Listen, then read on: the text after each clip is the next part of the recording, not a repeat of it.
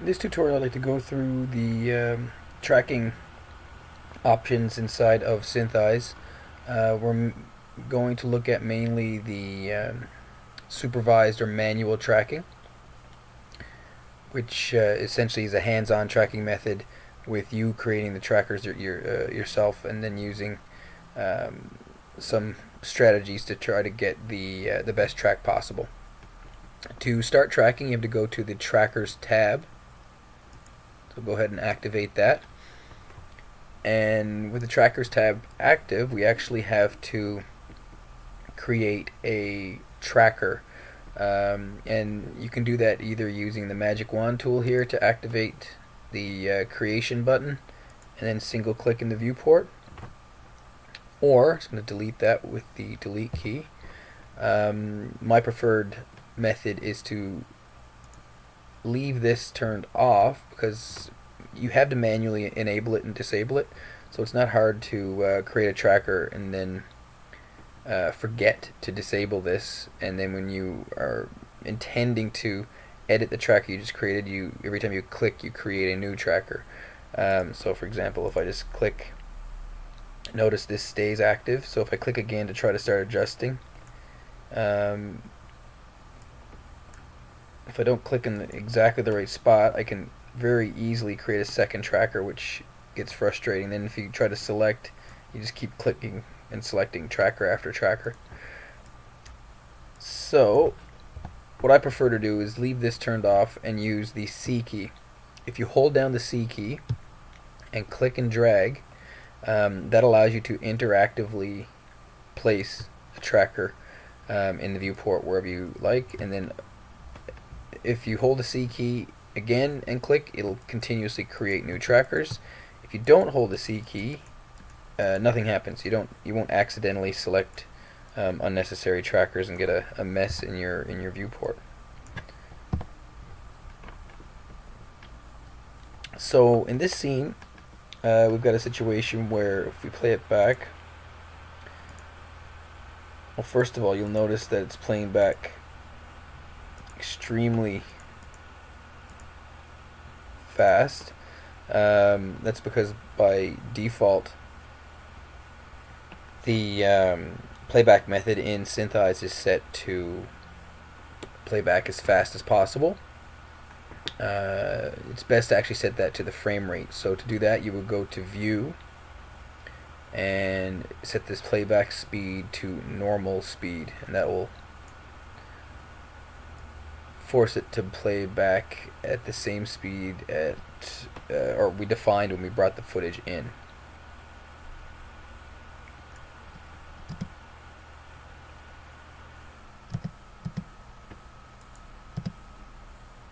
There we go. So what we've got here is a truck driving down the road and a camera panning to follow it. So in a shot like this, if we wanted to track the truck, we would need to create trackers for it, obviously, so we can figure out where that is in space. But because the camera is also moving, we're also going to need to create a series of trackers for the camera as well.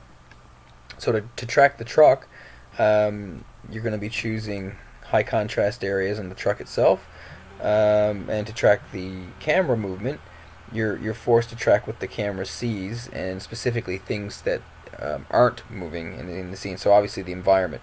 So high contrast details on the road, maybe on the guardrails here, maybe in the grass. Again, you've got the ability to pick and choose.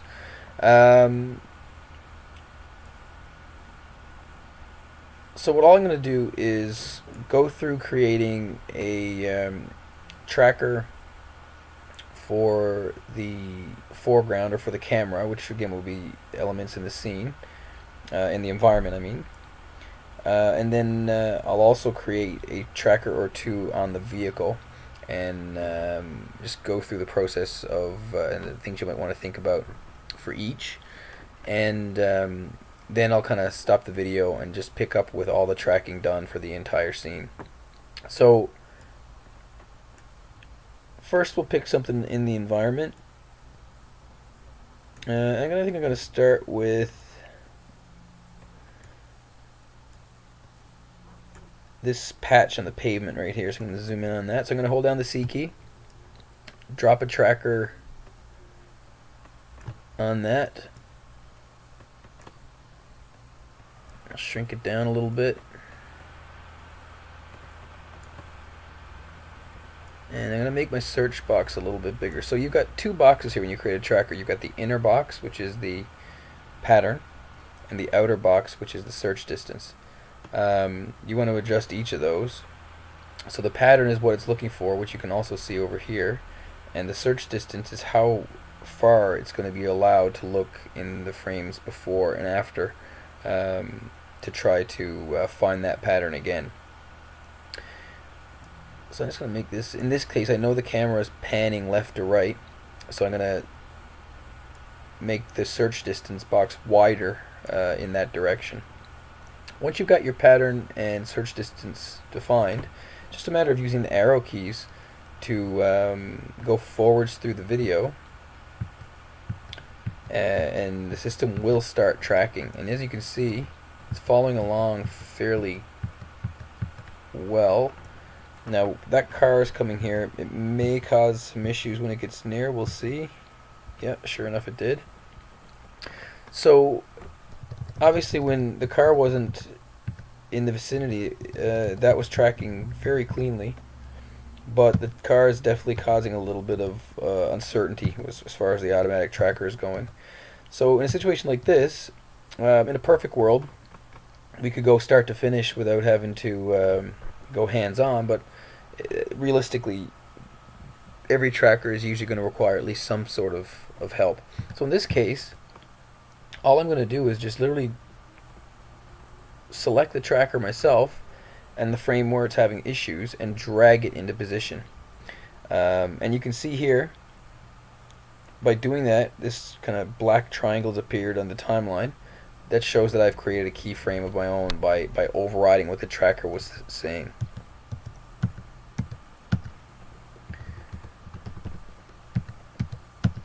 And my goal obviously is to try to make the pattern up here in the search window look the same on, or as close as I can get it on every frame. So I'm going to continue going forward and see what happens. Once again, it's having issues because of the car. So, and once again, I'm going to drag it into place. Now, when I drag it into place myself, I'm always comparing it with the frame before. So I'm going to back up a frame, and you can see when I jump back and forth, so backwards and forwards, backwards, forwards. I'm just using the left and right arrow keys to do that. The frame before just feels slightly in a slightly different position. It looks like the keyframe I set is probably too far to the left. So to fix that, I'm going to go to the keyframe that I set, which is frame 21, and I'm going to use the number pad and use the 4, 8, 2, and 6, or obviously the left, right, up, and down arrows to adjust the position of that tracker a pixel at a time rather than using the mouse. And I'm going to compare again. And I think that looks pretty good. So again, you can use the arrow keys on the number pad to adjust that hands-on without having to drag the mouse, and generally I find it's a little bit more accurate. So now that the car is passed, I'm hoping that the rest of the way will be relatively smooth sailing. Seems to be working pretty cleanly. Let's go zoom out here. And again, I'm just using the right arrow key to scroll through. Now we're about to hit the edge of the document because the camera's panning. This detail is going to be leaving the camera soon. And what you can see is right here at frame 42, here's 41, still tracking, but now at frame 42 it's about to leave the frame. It's sure enough, it's the part I'm tracking is gone, and you'll notice that the inner box disappeared, and if you come over here, it's actually red. What that's telling you is that it's disabled the tracker. Syntheyes has an auto detect function which attempts to accurately detect the edge of the document. And in this case, it's worked fine.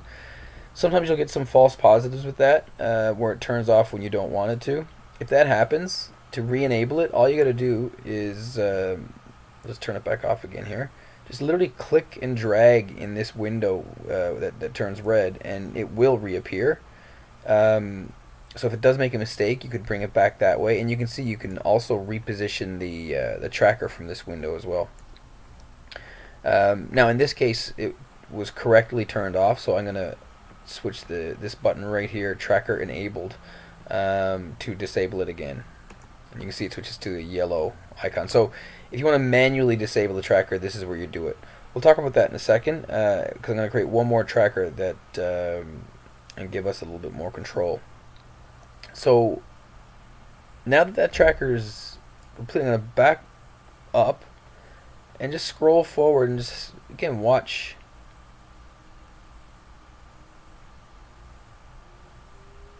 What's going on there, and you can see it's a pretty close track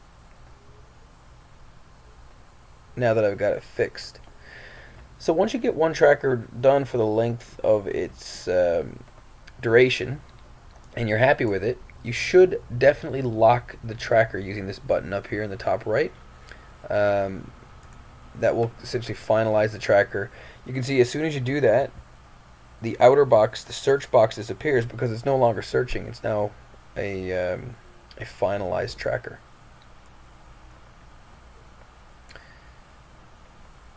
Okay, so I'm going to create one more, and this I'm going to create one that goes behind the truck. So I'm going to use this detail right here. So I'm going to hold down C, create my tracker, and I'll start with the same size and settings as before. Maybe I'll make it a little smaller because it is a smaller detail, and start panning through the timeline with the right arrow. And what you're going to find is that because it's about to pass behind the truck, obviously it's going to have issues. So right here at frame 7, up till frame 6 it's great. Frame 7, it's now behind the truck, you can't see it anymore. Now unlike when it reached the border earlier, the system's not smart enough to turn it off automatically in this situation. So this is where you take control of this yourself, this stoplight button, or this green, looks like a traffic light. If on frame 6 it's visible, so I'm fine. On frame 7, however, it isn't. So on frame 7 I want to turn this off. So that's also going to keyframe the visibility. So now if I go forward, just going to zoom back out again. Keep going forward, and I'm just waiting for that detail to reappear behind the truck, and there it is right there. So it comes back at frame 24. It's right here. It's kind of slightly hard to see zoomed in because it's right close to the bumper, but that's it for sure. So now what I'm going to do is at frame 24, I'm going to key this back on again by clicking on the enable disable button. Now sometimes it won't reappear automatically. You can see this time it didn't, so the green light's on but I don't see anything. Once again, if that happens, just click in and drag in the red box here, and that will make it reappear. And it usually will reappear close to where it was turned off. So I'm just going to drag it over and line it up and start tracking again. That one had a bit of trouble because it was so close to the bumper, I'm assuming. Make it a bit smaller again, and I'm assuming it'll track fine the rest of the way. So I'm just going to keep tapping the right arrow. And it's about to leave the frame, so once again it's just before it leaves, it turns itself off as it should, as you can see over here, and that one's good to go. So now if I kind of go back to the beginning and just kind of go through that one more time just to triple check, and I'm watching up here to see what's going on. And yeah, that looks pretty solid. I'm happy with what I see there, so I'm going to lock this one down. And so for the environment, I would continue to do that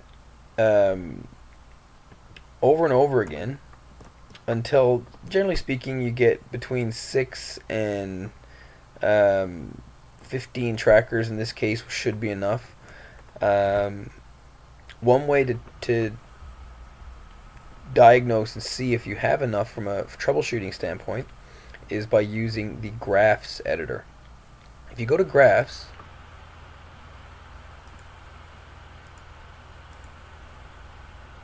there we go. It shows obviously animation curves for the trackers. So here's tracker, the first one we created. Here's the second one. But more importantly, if you come down here to the bottom left hand corner, the very first button here, it says go to tracks mode. Click on that and you'll see this view, and you'll notice the background is kind of a pink color, or a light red, and yeah, you see a graphical representation of the length of time that these trackers are visible. And what you're going for is to get enough overlapping trackers to try to cover as much of this with overlapping trackers as possible. And for the most part, you're going to need at least 6 at the very minimum. Sometimes more, sometimes less, depending on the situation. But for the most part, 6 is a good number to aim for. So not 6 trackers total, 6 trackers overlapping at any given time. So right here, for example, there's 2 overlapping up until right here, where this one we had to turn it off because it goes behind the truck. So here there's no overlapping trackers, there's just 1. But then about frame 25 or frame 23 or so, it comes back, the second one comes back, and then we've got 2 overlapping. And you can see at the end we have none. So ultimately we're going to have to find some trackers to fill in all the gaps, create some good overlap, and definitely fill in the end, because there's no information there. So you would analyze the video, search other features and try to find that. So you've got the rock, these little white specks in the ground could be useful. The girders themselves have some good contrast where the shadows are here. So you should be able to get enough trackers fairly easily. So I'm going to stop the video here and pick it up with the environment tracking already done.